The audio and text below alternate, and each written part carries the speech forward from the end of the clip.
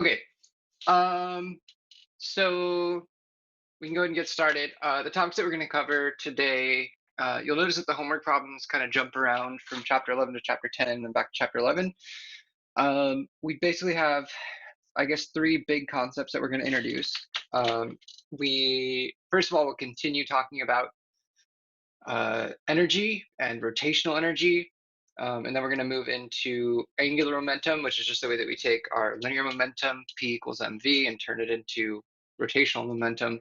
And then we're going to talk about torque, which is the way that we adapt forces to rotation, is with torques. So first of all, we talked about kinetic energy last week. And you remember that we took kinetic energy, which is a half mv squared, and we were asked to do some problems with rotational kinetic energy. Might have only been like one or two problems, but that's k is equal to 1/2 I omega squared. So you could call these translational and rotational kinetic energies if you wanted to. Translational and rotational kinetic energies. And for the problems last week, we had objects that were only rotating. They weren't translating as well. But if you have an object which is, say, moving along the ground and it's rolling as it goes, if your object is rolling, then what's happening is you have a translational kinetic energy as it moves in a linear direction, and then you also have the rotational kinetic energy. So in this case, your total kinetic energy would be the translational plus the rotational kinetic energy. So you'd have a 1/2 mv squared, and then you'd have plus 1/2 I omega squared. So this is generally I'm going to go ahead and call this the rolling kinetic energy. I'll probably use that verbiage, but I probably won't do this subscript as we work through the homework problems. I'll just call this the kinetic energy, and we'll just, the problem will obviously be rolling. But what I do want to mention is that whenever we're dealing with a total rolling kinetic energy, we are going to want to get these two different expressions into the same terms. So how are we going to do that? Well, the first one is we know that V is equal to R omega. And to flip that around, omega is equal to V over R. We're going to use that a lot this week. This will allow us to, say, replace this omega with V on R, and then we'll have something in terms of V. Of course, we'll also need to do something with the rotational inertia. So that's where your table of inertias are going to come in. So oftentimes we'll go to the table where you have the inertias around the center of mass, where you have like your 1/2 mr squared for a cylinder or 2/5 mr squared for a solid sphere. Those are the two most common ones. But our first step in solving this problem, if we're doing like a conservation of energy with rolling kinetic energy, our first step is going to be to get these two expressions into these same terms, combine them together, and get one single coefficient. So let's take a look at the first problem on the homework where we have to do exactly that. In the first problem, you have a solid cylinder that's going to roll down a roof, and then it's going to roll off the roof. And the only part that is kind of new is the rolling down the roof. And they give us that the roof has a length L, and that L will be given. And then it's going to fly off the edge. And when it flies off the edge, you just do kinematics to get it onto the ground to answer part B. But for part A, they ask us, what is the angular speed of the cylinder about its center of mass as it leaves the roof? So they're asking about the angular speed right here.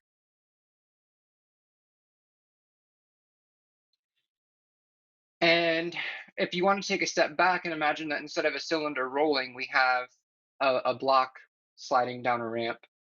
A few weeks ago, we would have taken some potential energy initial and turned it into some kinetic energy final. And that's going to be the same setup here. Now, as I mentioned, the kinetic energy takes a little bit more work because we now have this longer equation for kinetic energy, and we have to get this into common terms.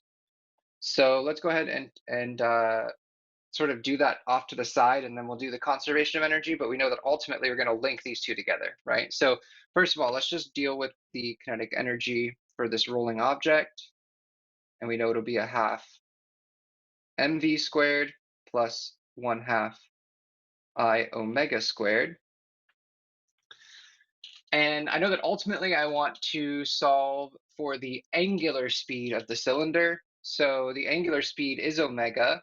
Remember, we know that v is equal to r omega. And we also know, because it's a cylinder, we can go to our table and we have that the inertia is 1/2 mr squared. So with these two together, we can perform two substitutions here, and we can get this longer equation boiled down to something in terms of our known quantities, which is the radius of the sphere and the mass, and the quantity that we want to find, which is omega. So how is this going to look? We'll have 1/2 times the mass. We're going to substitute in r omega for v squared. So you'll end up with an r squared and an omega squared. And hopefully we'll end up with those same variables in the second term when we substitute in the inertia. So for capital I here, we're going to sub in a half mr squared, and then we still have that omega squared in that term. And as promised, we have mr squared omega squared and mr squared omega squared. So now we can go ahead and combine these together. We have 1/2, and 1/2 times a half is a fourth. So altogether, that'll give us 3/4 mr squared omega squared. Now I just want to take a step back for just a second and just point out that we chose to perform substitutions to get our kinetic energy in terms of omega.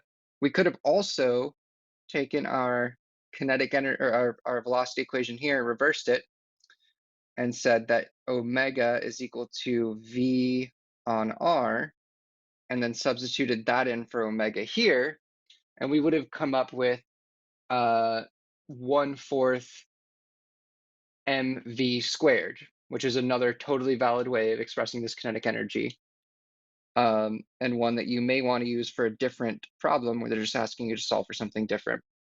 Okay, so we have our kinetic energy, and now we just want to do the conservation of energy. We just want to compare our potential initial to our kinetic final. So this we know how to do. Potential initial is going to turn into kinetic final. Our initial potential energy will be mgy.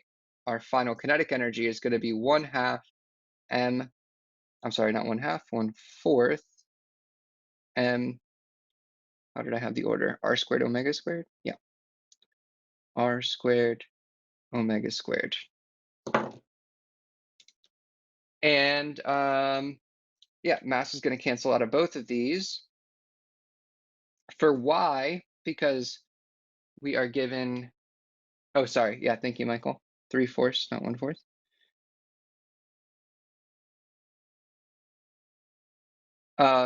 In order to plug in a y, we have to give y in terms of the length of the roof. We know the length of the roof, we know an angle theta, and we want to write y in terms of that length and that angle theta. So looking at our diagram here, we can see that y would be L times the sine of theta, because y is opposite that angle theta. So plugging that in, we have g times L sine theta is equal to 3/4 r squared omega squared. Now we have some knowns, L and R, and we have our unknown omega that we're going to solve for. And I'll go ahead and leave that part up to you, solving for omega. The one thing that I will mention for part B, again, I did say that it's a just a simple kinematics problem. Your ball is going to come off the roof at this angle theta with a speed. It's going to roll off well, here, I'll just use that diagram. Your ball is going to roll off the roof, and it's going to fall some height h down to the ground. So you just need to do y side kinematics. You'll have your acceleration is -9.8. And for your initial velocity, Initial velocity is just going to be a component of the velocity off the edge of the roof. Now, from part A, we found omega is equal to something. We know that velocity is going to be the initial y velocity. It'll be a downward component because the roof slants downward. So it will be negative, and it'll be whatever the velocity coming off the roof is times the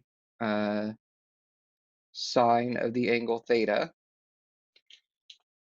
The way that we get from our omega to the velocity here is we just use that v equals r omega to convert from omega to v.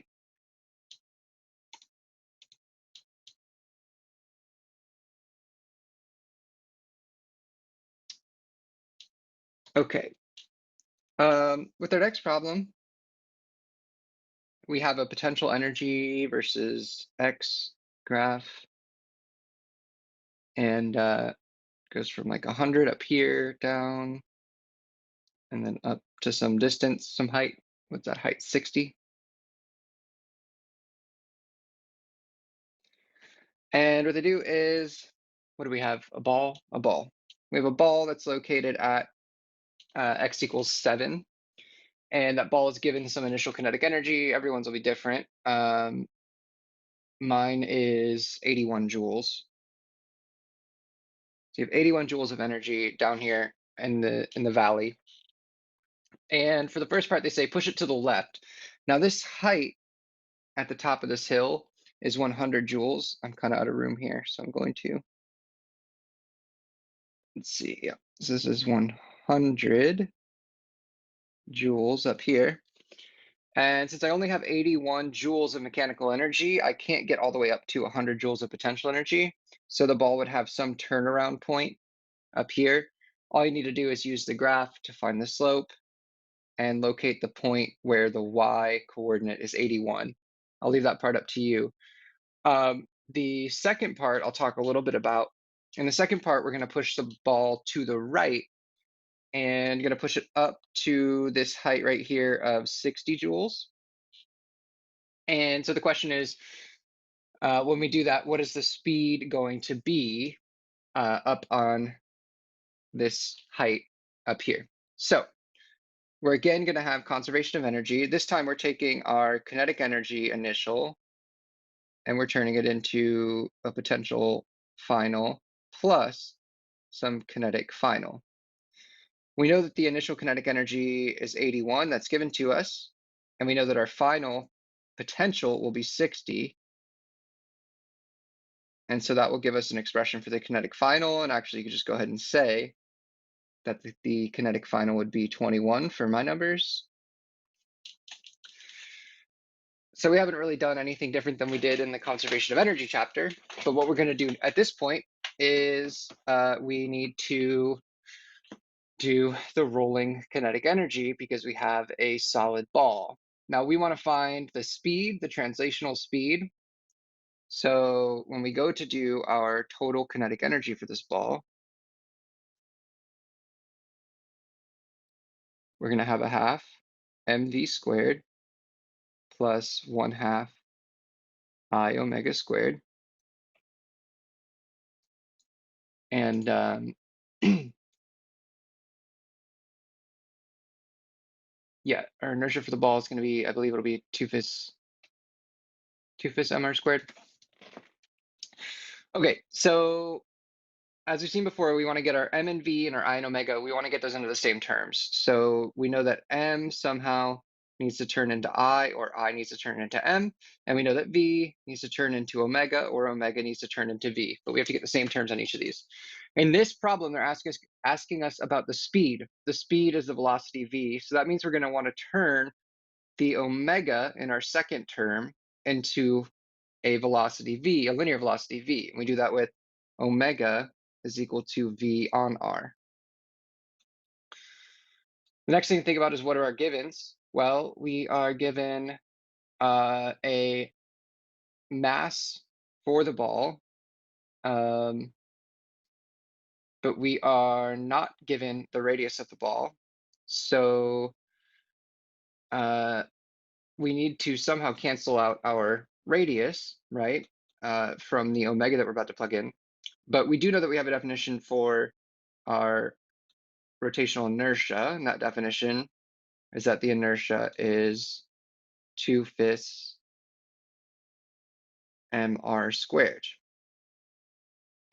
So going ahead with the calculation and doing these two, I should say with the substitution, doing these two substitutions, we'll have that the kinetic energy is that 1/2 mv squared remains untouched now. We're just going to work on the second term.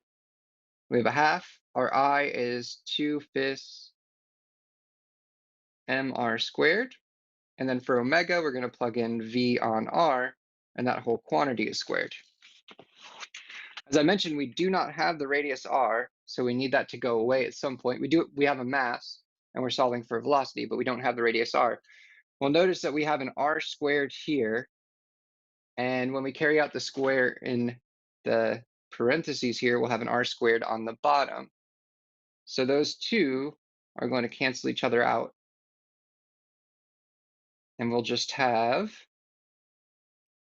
1/2 mv squared, again untouched, plus what's going on here, 1/2 times 2/5 will give us 1/5, and then we have just an mv squared. And I've run out of room just a little bit, but you can combine your 1/2 with your 1/5 now, and that'll give us 2/10 plus 5/10 will give us 7/10 mv squared. So sorry, this is a little cramped here, but there's your total rolling kinetic energy in terms of the mass that we know and the velocity or speed that we want. And we know that this will be equal to the 21 joules or whatever final kinetic energy you get from this relationship for your numbers. And you can just set those equal and find a solution. All right. The next problem is a little more in line with the traditional types of problems that you're going to be responsible for doing with rolling kinetic energy. So we have a ball that's rolling from a height big H down to a height little h. In the diagram, it's a big wavy path, but that's because it doesn't really matter what the path is shaped like. And we know that when we're doing conservation of energy, the shape of the path doesn't matter. All that matters is your heights. And we're asked ultimately to find how far the ball slips. So this isn't in the diagram, but the ball is going to come off horizontally. They do say that, and it's going to fly through the air. And we are asked how far horizontally it will fly through the air at the end of the ramp.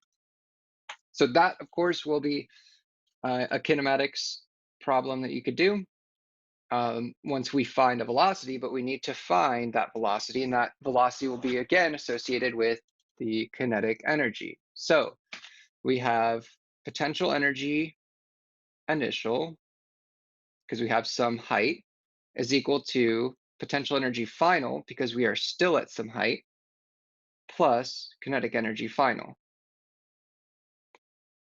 Now, our initial potential energy is mg times big H. Our final potential energy is mg times little h. Our final kinetic energy is going to be the rolling kinetic energy for a solid ball, which is 1/2 mv squared plus 1/2 I omega squared. But we have also already done the dirty work here of getting the kinetic energy for the ball into terms of m and v. It's just 7/10 mv squared. So by the same logic, this would also be 7/10 mv squared. We cancel out our m's. Ultimately, we are solving for v here. I'll do 2 steps just to make sure I don't lose anyone. I have g times big H on the left and g times little h on the right. Let's go ahead and subtract this term over to the left side, and we'll have g times big H minus little h is equal to 7/10 v squared. And then solve for v by multiplying by the reciprocal of 7/10, which will be 10 on 7. That's how I get that v is equal to the square root of 10 on 7 g times big H minus little h.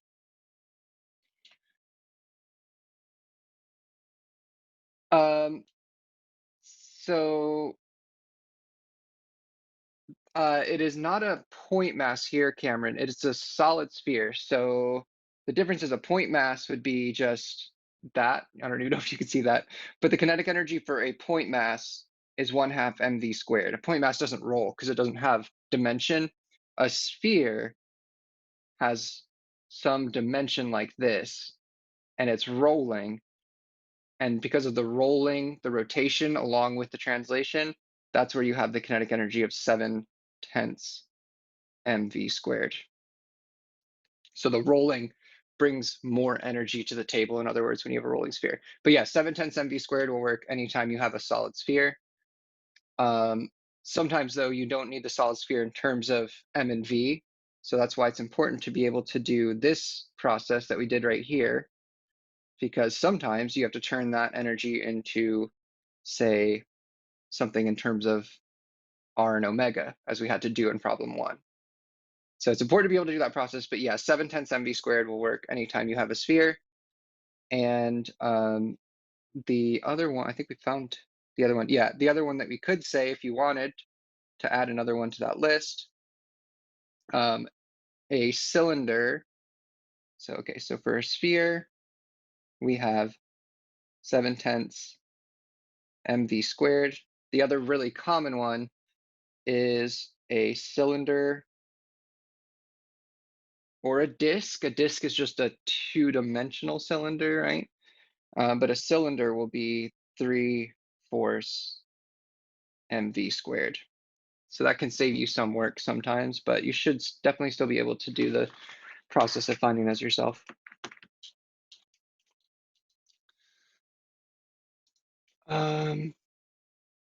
Okay, so yeah, so this will give you your speed for problem number 3, and then this is a horizontal speed. And then as I mentioned, you do kinematics to find delta x, where this is your x velocity coming off. And you have a delta y of little h, and just do the 2D kinematics problem there. Cool. Okay, the next problem is a good one to lead out of the problem that we were just on, because in this case, we have this really weirdly shaped wheel where there's like some solid part to it, and then it's got like little cutouts. And this is a pretty convincing wheel. Sorry for anyone with trypophobia like me. Don't look it in the eyes. Okay, so our wheel has an applied force. It's rolling along the ground, and there is an applied force to the right. And they also mention kind of offhandedly that there's some friction. They actually just ask us to find the friction. And I think most people at this point in the class have probably been impacted in some way negatively by friction, and probably have kind of a response to hearing friction. Why does this wheel have friction? Why are we doing friction all of a sudden? A wheel needs friction to spin. If your wheel was moving over a frictionless surface, the wheel wouldn't spin. That's why when a car goes over ice, the wheels are no longer useful. So there's always friction causing this rolling. They usually they haven't asked us so far to deal with the friction. In this problem, they are going to ask us directly to deal with the friction. But what I will say is that it's not going to be too crazy intense. So the first part of the problem, they give you an acceleration explicitly. So they say that this applied force is 14 newtons, and it creates an acceleration of, say, 2 meters per second squared. And they ask you to solve for the force of friction. So I have an applied force to the right, acceleration to the right, force of friction to the left acting against the applied force. And I'm also given that the mass is, in my case, it's 9.8, which we'll just make that a mass of 10. How about that? Wait, let me make sure that I didn't make my acceleration too big. I think I might have to make this acceleration like 1 meter per second squared. I know that's not usually a great number to use for a physics problem, but that'll be fine. Okay, so here's the point. if I need to find the force of friction, go all the way back to the friction chapter, to the forces chapter rather, and dealing with friction as well.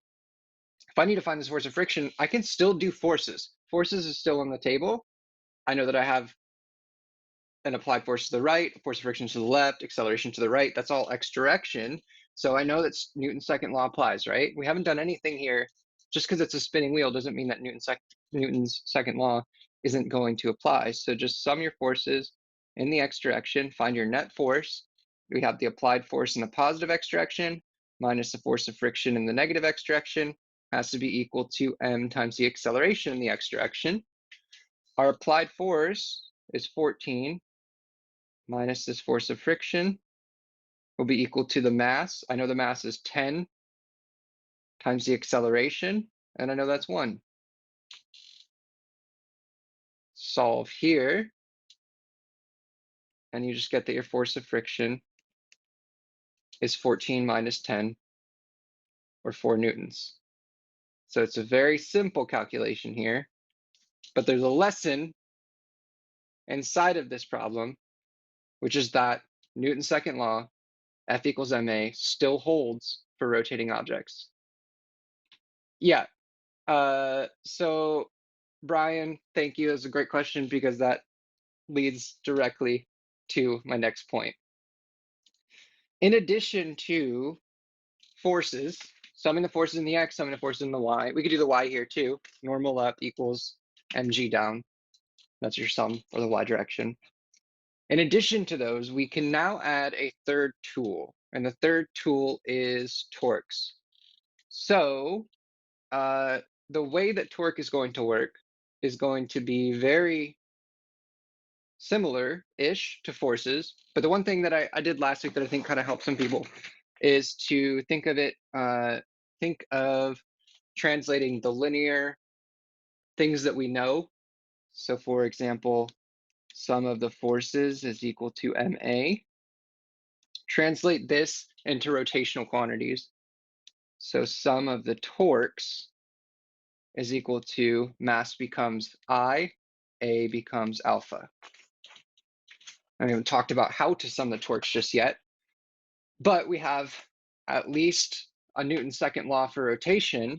And this means that whenever we're doing the sum of the forces in the x and in the y, we can also do the sum of the torques. Now, the way, the direction, I guess, that we do have to consider is a little more complex. In this problem, in part B, they explicitly ask what the rotational inertia of the wheel is about a rotation axis through its center of mass. So here's the center of mass of the wheel. If I want to find the rotational inertia, that's going to come from Newton's second law for rotation, torque equals I alpha. I need to be able to do the summation of the torques. So let's start a new page. Let's just go ahead and talk about how we sum torques in general. So here's your vector definition of torque. It's R cross F. It's a cross product between a distance and a force vector. If I have a rod that I am rotating around one end by applying a force, for instance, a door, if this is like a top-down view of a door, when we open a door, it's always a better idea to open the door as far away from the hinge as possible than it is to try and push on the inside. Why is that? Because when you apply a force on an outer edge, you're applying it at a greater r distance, and thus you're generating more torque because you're applying your force farther from the axis of rotation. Go ahead and try and push on the inside of a door to open it. You'll have a bad time. The other thing to notice here is that the torque is maximized when the r vector and the f vector are perpendicular to one another. So that means that we want our force vector and our radial vector to be perpendicular. We know that the cross product grows larger when it is perpendicular. So that's sort of another hand-wavy rationale for why we would have a cross product. There are going to be problems that we're going to have to do in a second, where we're going to have to evaluate a cross product, and I'll review how to go over the cross product at that point. One note that I want to make here is that when we are actually doing the summing of the torques, typically what we're going to do with this equation is we're going to turn this into torque is equal to RF sine of phi, where phi is this angle between R and F. Oftentimes it's going to be 90 degrees. So oftentimes you'll just have R times F. But we also need a sign convention. And the sign convention for rotation is the same one that we've had throughout the class. So if I rotate counterclockwise, if I apply a force and it causes my object to rotate counterclockwise, that's a positive torque. And if I apply a force and it causes my object to rotate clockwise, that'll be a negative torque. So that's how you're going to get your positive and negative signs. When we're dealing with the X forces, right would be positive, left would be negative. With the Y's, up is positive, down is negative. With torques, counterclockwise is positive, clockwise is negative. And then we do RF sine phi. So to go back to the problem that we were doing just a second ago, we have two forces here. We have our applied force and we have our force of friction. But you'll notice that the applied force is applied at the center of mass of this wheel. So the torque due to that applied force, which will be RF sine phi, since R is 0 times the applied force times whatever sine of phi would be, but since the R is 0, this torque goes to 0. This can be a very useful observation when we get to the next chapter where we're dealing with statics, where we can set our axis of rotation wherever we want, which is that if a force is applied at the axis of rotation, the torque that it generates is 0. Thus, we can sort of move on to just the force of friction because the torque from the applied force is nothing. So what is the torque for the force of friction? It'll again be RF sine of phi. And let's practice here assigning a direction, although it's not going to matter a whole bunch in this class, in this problem, but let's assign a direction. So here is the R vector. That yellow vector is the radial vector for my force of friction. That radial vector stretches from the axis of rotation, the green dot in the center of the wheel, to the location of the force. You'll notice that that R vector is equal to the radius of the wheel, the length of the R vector. So I'm going to go ahead and call that big R for the radius of the wheel. The force is the force of friction. And then what is the angle between those two? Well, the radius is going to point straight down. The radial vector points straight down. The force of friction points parallel to the ground. So that's a 90-degree angle. And that means that it is a sine of 90, which is 1. Okay, the one other thing is I did mention that we should practice our sign convention. Notice that this force of friction in this diagram is causing the wheel to rotate clockwise. So for consistency, we should be calling that a negative torque.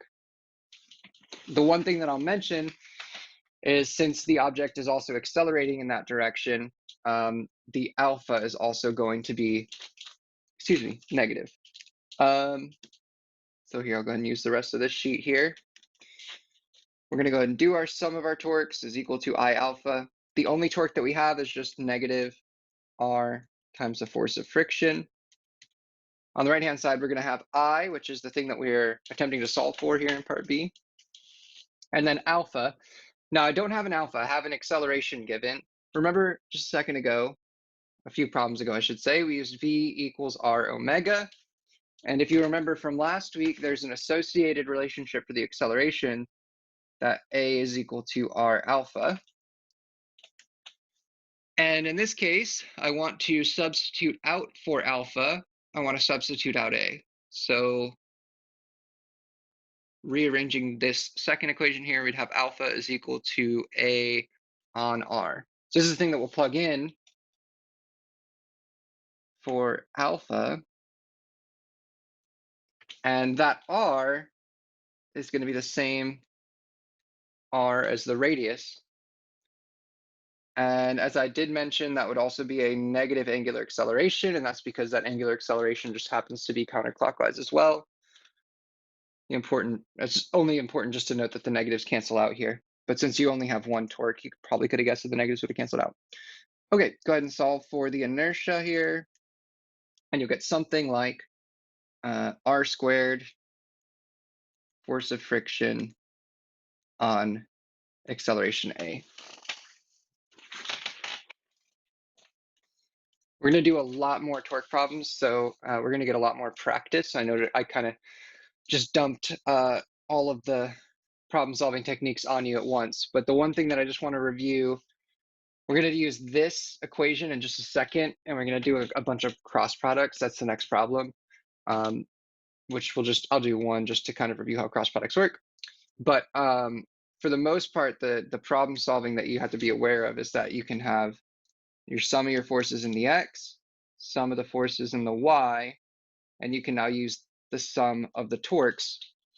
And the important things to remember is that torque is plus or minus RF sine of phi. And this is a positive torque, and this is a negative torque. And yeah, and this is torque is equal to I alpha. Okay, that's a review. And as I mentioned, chapter 12 is entirely on equilibrium and static equilibrium problems, where instead of being equal to I alpha, you're equal to 0, but we're not going to get there quite yet. Okay, so problem number 5, as promised, let me just go back here. Problem number 5 is going to be asking us to just evaluate a cross product for torque. So they give us this equation at the top. That's the one that I'm going to use, R cross F. And they just ask you to do 4 different cross products that are all very, very similar. So we can just pick one to do randomly. They give us a location for a plumb, -8, 0, 1. So my R vector is -8, 0, 1. And then they give us 4 different force vectors. I'll just do one of them. Let's do the one where the force is given as an x component. So -8 I hat. It says F, this is part B probably for you as well. All right, so set up our cross product. Remember, we're going to find the determinant of this matrix. We have I hat, j hat, k hat. We have our R vector. Since it's first in the cross product definition, we'll write it down. -8, 0, 1. And our force vector, we only have an x component, so the y and z will both be 0. So this will be -8, 0, 0. How do we evaluate the cross product? Multiply, starting with I hat, multiply down and to the right along a diagonal. So we have 0 I hat, j hat times 1 times -8 gives us -8 j hat. K hat times -8 times 0 gives us 0 k hat.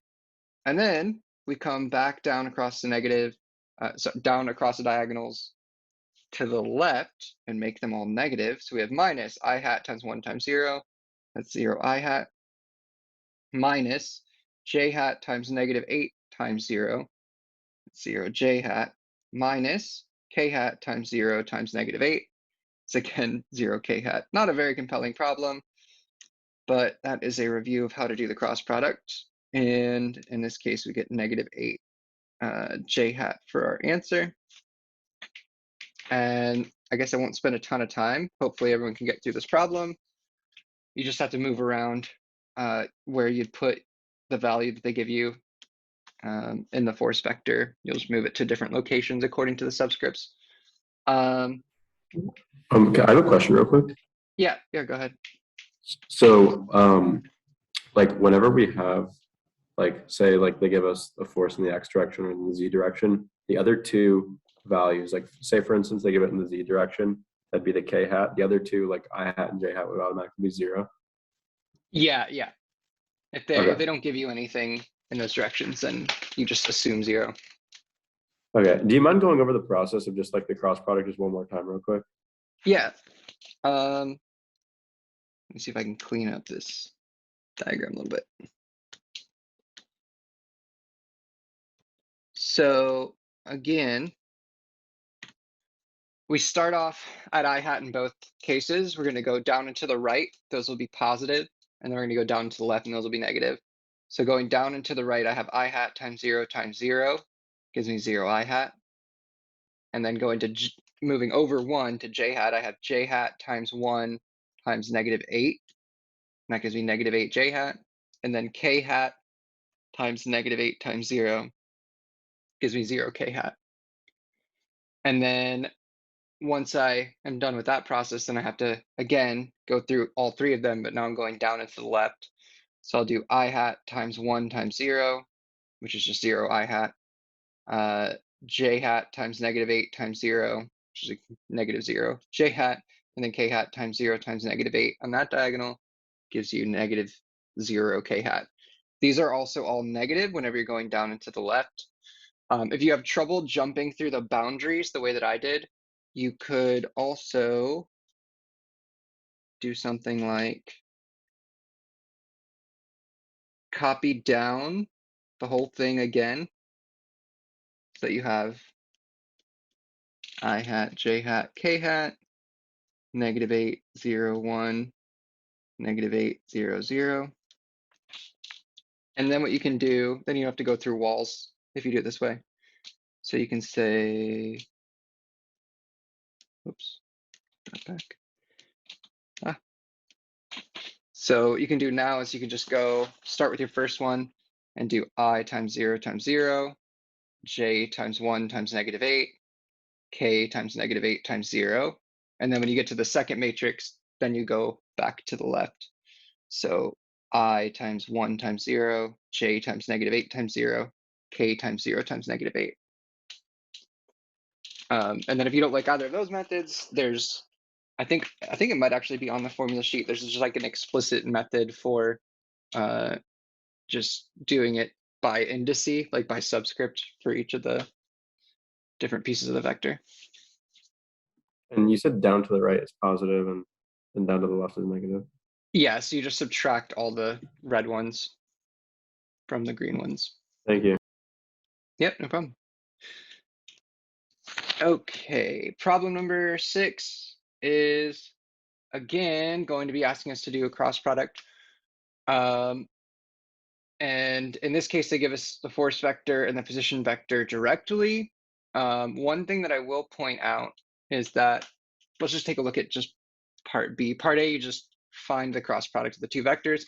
Pay attention to your I hat, j hat, k hat, because both of them will have zeros in one of the components. But for part B, they also, instead of asking you to find the torque about the origin, they ask you to find the torque about a different point. In that case, you'd have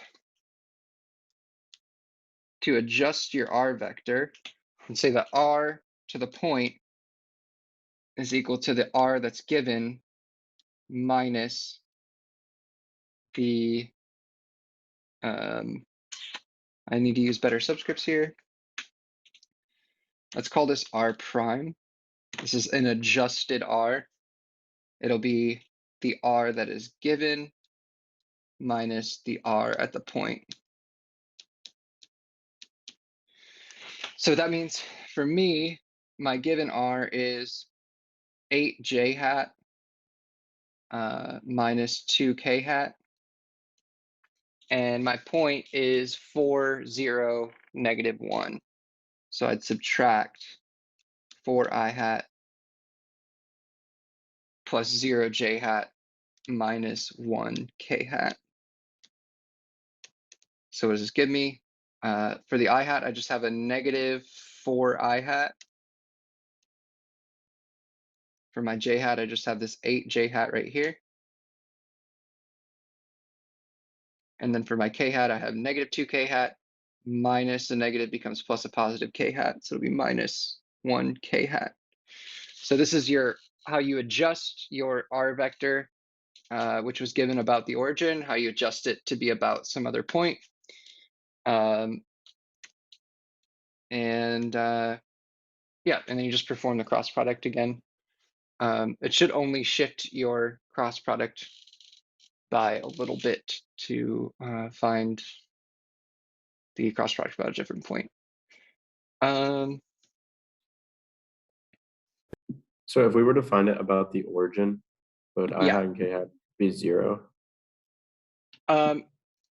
No, so you're given a position vector. That position vector is what you'd use. So for instance, for mine, I'm given that the force is like 4 I hat minus 8 K hat.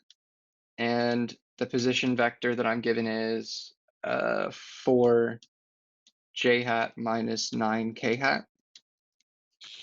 So when I go to set it up, I have I hat, J hat, K hat. My force vector, you'll notice, only has an I hat and a K hat given. So that's 4 and negative 8. That's where they go. Oh, I need to do R cross F, not F cross R. So I actually have to start with this R vector. So I have a J hat and a K hat for my R vector. So I have a 4 on the J hat and a negative 9 on the K hat. That means that there is an assumed 0 for the I hat. And then for the force vector, which will become the third line here, I know my I hat and my K hat. So I have a 4 on the I hat and negative 8 on the K hat. Since there's no J hat here, I put a 0 for the J hat.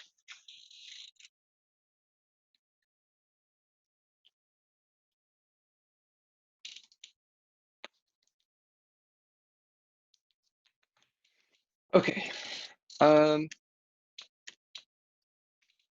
Take a look at the next one, problem number 7. So problem number 7 asks us about angular momentum. If you remember, P equals mv, this was the linear momentum. We want to create a corollary for rotational motion. It's called angular momentum. And for whatever reason, keeping in mind this is a vector as well, I should use that in the definition at least. For whatever reason, we use L for the angular momentum, because we're just running out of letters. And we just need to translate mass and we need to translate velocity. So we know now that mass translates into rotational inertia, I, and we know that velocity is going to, take that again, rotational inertia, I, and we know that velocity translates into rotational velocity or angular velocity omega. So yeah, so they ask us to calculate, this problem's a little weird because we have point P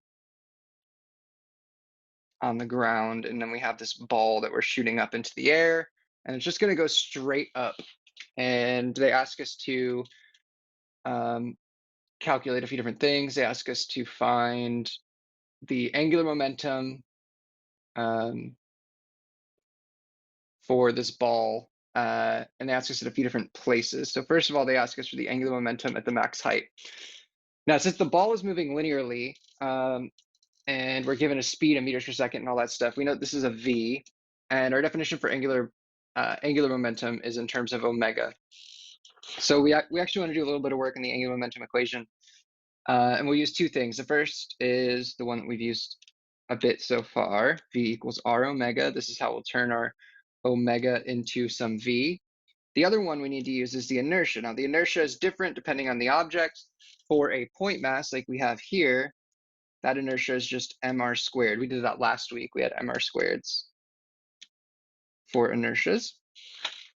So substituting both of these in, substituting in v over r for omega and mr squared for I, we get that the angular momentum is mrv.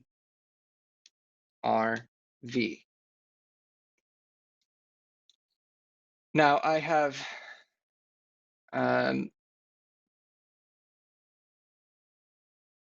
maybe sort of glazed over a minor point But there is a little bit of vector funkiness going on here. So the one thing that I do want to mention is that this R here is the perpendicular component. So it will be an R measured along the ground. It'll be the R that is perpendicular to the velocity. So even as the ball goes up in the air to some height, you don't need to do anything quadratic. The R that you'd plug in is still going to be the distance along the ground that's given in the problem. So that's the first thing to mention. Now, for part A, they ask about the angular momentum at the max height. Angular momentum is mRV. What is our V at our max height? Going to be 0. So then your angular momentum is going to be 0. For part B, they ask us to find the angular momentum halfway back to the ground. Well, in order to do that, I can find my speed from the kinematics equation. V squared equals V initial squared plus 2a delta y. And the V final that I would plug in here, this would be to find the max height.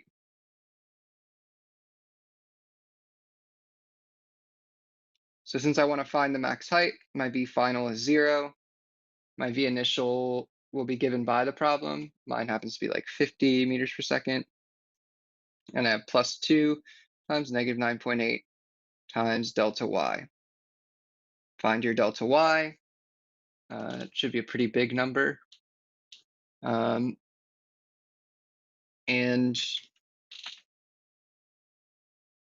what's it going to 25 with 2 zeros after it divided by 20.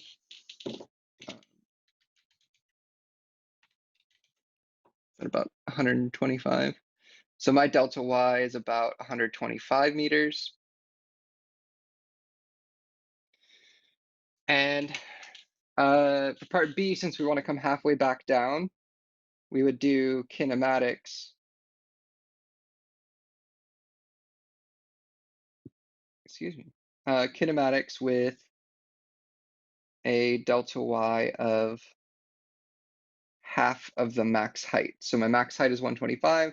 I want to divide that in half and do kinematics to find the speed halfway back down to the ground.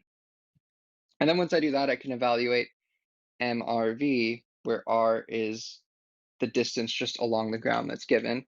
One thing I will notice that since your velocity is coming back down, you do want to use the negative sign there.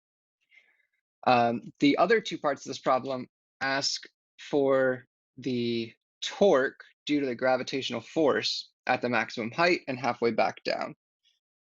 So what's the torque for a point particle? This is again, torque is equal to RF sine theta. And if I have a ball, it doesn't really matter where the ball is in the air.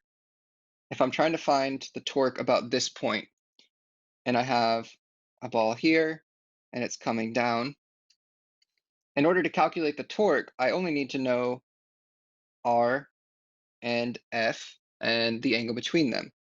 So what is my force in this case? In this case, my force is the force of gravity, which is just mg.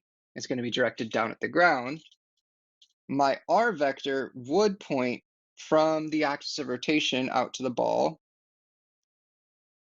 But I can also shorthand here, because this is the angle phi between R and F, and say that this distance right here would be just R sine, this should have said phi, not theta, R sine phi. So in other words, in order to find the torque in this problem, you could simplify this to say that R is the distance along the ground. I don't think they give us a, yeah, they just tell you it's a horizontal distance. So we could just call that horizontal distance x. How about that? So just be x, and then our force is just going to be mg, And then the only other thing you need to be concerned with is the sign out in front. And since our force is pushing downward, that would be clockwise rotation. Clockwise rotation is a negative torque. And so regardless of where the ball is in the air, the torque is going to be negative x, where x is the horizontal distance to the launch point times mg. All right. Oh, I need to delete some of these pages.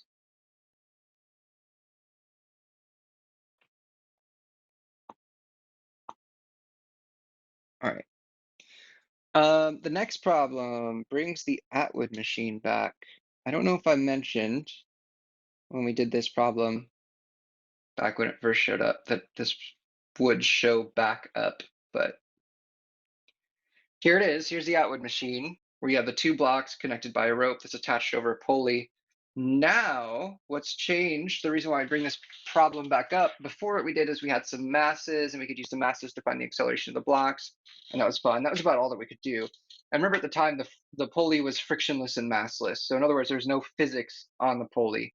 Now that we have torques and we have rotational inertia, we can do physics on the pulley. So that is what will come into play on this problem. Now, we're going to inevitably have to do all of the summing of the forces and the summing of the torques. So we will have to sum the forces on block 1 and block 2 separately. They tell us that block 1 is going up and block 2 is going down because block 2 is bigger. We expect block, that to be the way that problem shakes out, that block 2 should go down. And yeah, so go ahead and assign the direction for the acceleration. We'll say that block 1 is moving up, which would be a positive acceleration. Block 2 is coming down, which would be a negative acceleration. What are the forces acting here? Block 1 is going to have a tension T1 going up. Block 2 will have a tension T2 going up. And block 1 will have its weight, M1G, coming down. And block 2 will have its weight, M2G, coming down. Now, previously, the tensions were always the same when you had a rope that was strung over a pulley. It was the same tension throughout the whole rope. Now, because there's friction in the pulley, there's physics going on in the pulley, now those tensions, T1 and T2, are not necessarily equal, and in fact, they won't be. In order to solve through this whole thing, the first thing we need to do is sum the forces on each block. So summing the forces on block 1, I have my tension T1 up minus my weight M1G down is equal to M1 times the acceleration, which we're taking to be positive. And I have, I don't have enough to solve here because I don't have, just again, I have masses, radius of the pulley. For part A is just a kinematics. Let me just write that off to the side. Part A, you just do kinematics. They give you a distance and they give you a time, and you just turn that into an acceleration. So yeah, so my acceleration happens to be like 0.1. And I think they asked for the magnitude of the acceleration. Yeah. So this is what I'm doing here is I guess for part B and C. All right, so in that case, we do actually know the acceleration. So T1 will be equal to M1 times G plus A. And then in order to find the tension 2, we have to sum the forces on block 2. So summing my forces on block 2, acting upward on block 2, we have our tension T2. Acting downward, we have M2G. And then that's equal to M2 times, since block 2 is accelerating downward, we gave it a negative acceleration. And so this gives us that T2 is equal to M2G minus A. So there's where you find your tensions. Once I have my tensions, then I can do the new stuff. the new stuff is the torque acting on the pulley. What do they ask us to find? They ask us to find the angular acceleration of the pulley. So T1 will pull down on the left side, T2 will pull down on the right side. Both of them are a distance equal to the radius of the pulley away from the axis of rotation. So that's going to make the summing of our torques very easy. We just need to keep in mind our sign convention. T2 will pull us in a clockwise direction, so that'll create a negative torque. T1 is going to pull us in the counterclockwise direction, so that will create a positive torque. So go ahead and sum your torques. That'll be T1 plus, or tau 1 plus tau 2 is equal to I alpha. Tau 1 is just going to be R times F every time, R times F. R is the radius of the disk, which we'll call big R, and the force is T1. And as I mentioned, this is giving us or this is pulling the pulley in the counterclockwise direction, so that is a positive torque. And then T2 is pulling us in the clockwise direction, so that's a negative torque. And that'll just be R times T2, and it will be equal to I alpha, where we are solving for the rotational inertia here. I alpha. Now, part D asks what the magnitude of the pulley's angular acceleration is. Well, I know that this acceleration has to hold throughout the whole problem. So if I want to find the angular acceleration, you probably guess that we'll relate A equal to R alpha and use that to solve for the angular acceleration. So for part D, you just have, alpha is equal to the acceleration that you find in A divided by R, the radius of the pulley. And then we have our tension T1 that we will have found earlier in the problem, T2 that we found earlier in the problem, and now we have an alpha. So the only thing that remains unknown in this equation is the inertia I, and I'll let you solve for that.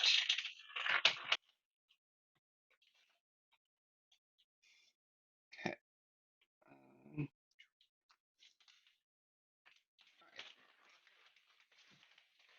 Problem number 9.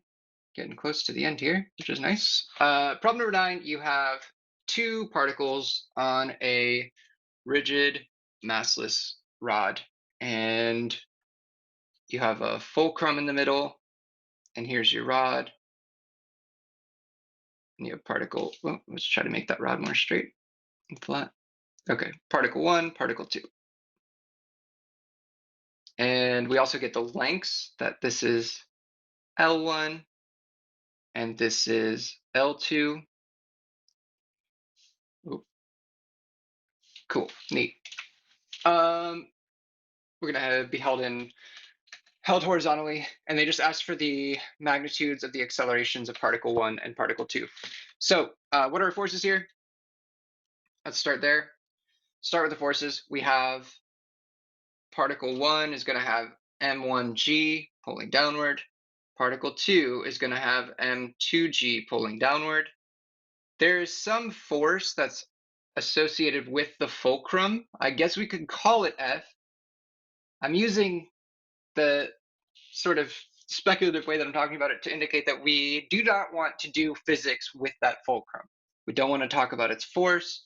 We don't want to have to solve for it. You could say that the force, the upward force of the fulcrum has to be equal to the downward force of the two gravities that I have here. That would be true. The magnitude of this guy is m1 plus m2 times g. I really don't want to have to deal with it though. And the good news is that I don't have to deal with it, because when I'm summing my torques, I have to do R times F. And when I'm doing R times F, if my R is 0, my torque is 0, right? I have 0 times F. So luckily, my axis of rotation is the fulcrum, which means the torque due to the fulcrum is going to be 0. The only forces that are creating torques around the fulcrum are these two gravitational forces, because they're both located distances away from the fulcrum itself. So we want to find the accelerations of each of these particles, and they will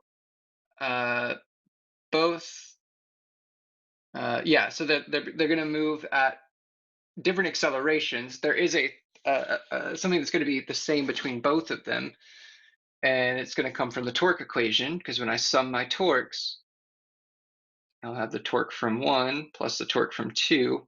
That's going to be equal to I alpha.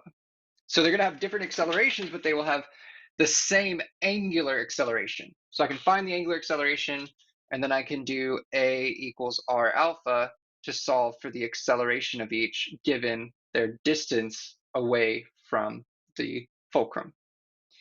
So first thing is to do the summing of our torques. So we have particle 1. Particle 1 is going to have, we have to do RF. Notice that both of them are perpendicular, so our sine of phi for both will just be sine of 90, which is 1. So, but the R and the F is important. Our R we know is L1, our F is M1G, and then we also need to consider the sign. Particle 1 wants to rotate counterclockwise around the fulcrum, so that will be a positive torque. Particle 2 wants to rotate clockwise around the fulcrum, so it'll be a negative torque. Particle 2 is located at distance L2 from the fulcrum, and it has a gravitational force of M2 times G. And then we need to set this equal to the inertia times alpha. Now, we've kind of been avoiding the inertia for a few problems. We used it for the kinetic energy stuff, but in this case, we do need to provide our own inertia. And this goes back to last week. Remember the calculation that we did for inertia? Inertia for a collection of point masses was equal to the sum of the mi ri squareds. Hopefully that rings a bell from last week. So in this case, we have inertia, particle 1, which has a mass m1, and it's located at a distance L1, so it'll be m1 L1 squared plus m2 L2 squared. That's our total inertia for these 2 point masses, and I can plug that in to, sorry, yeah, I can plug that into the inertia. And then I think I have everything here. I have the masses given, I have the lengths given. The only thing that I need to do is solve for alpha. You could sort of solve this generally and say that alpha is equal to L1 M1G minus L2 M2G over the inertia, where I've just found this to be the inertia. So it's M1 L1 squared plus M2 L2 squared. All right, so that's how you find the alpha. Now that's not our answer directly. In order to find our direct answer, as I mentioned, we have to use A equals R alpha. So the acceleration for particle 1 would just be L1 times alpha, and the acceleration for particle 2 would just be L2 times the alpha that you find.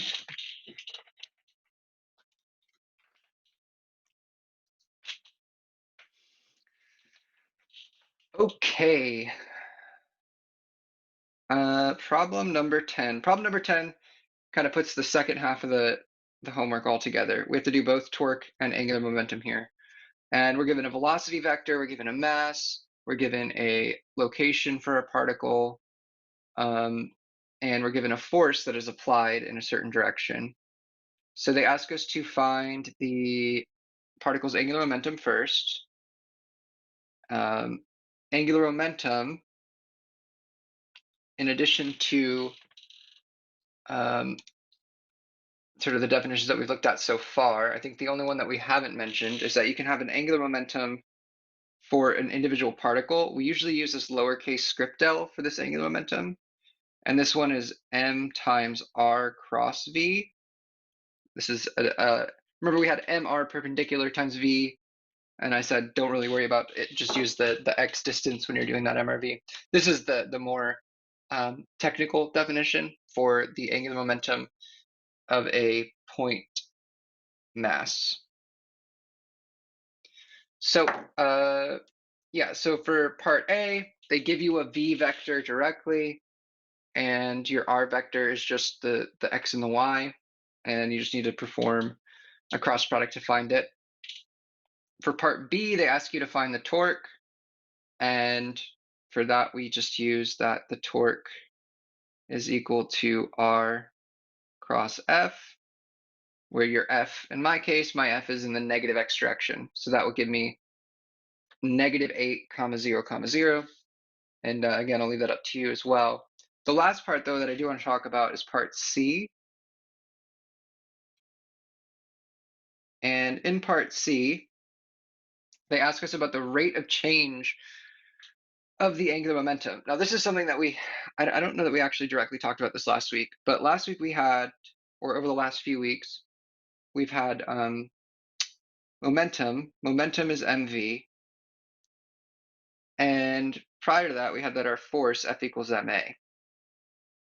And going all the way back to the beginning of the class, you'll remember that a is the derivative of v, the time derivative, right? So using that, and since mass is taken to be constant in this course, we can say that our force is the time derivative of momentum. All right, so that's just for linear quantities. Now when we're looking at rotational quantities then, since we turned momentum into angular momentum, and we've turned force into torque, a similar relationship has to hold up for these two, and it would be that the torque is the rate of change of the angular momentum.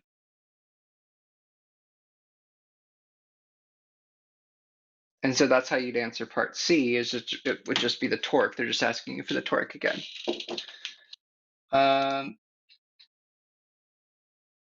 Cool, and that'll be, I'll leave that up to y'all. And if you have any questions, you can feel free to stick around. I'm gonna go ahead and stop the recording here.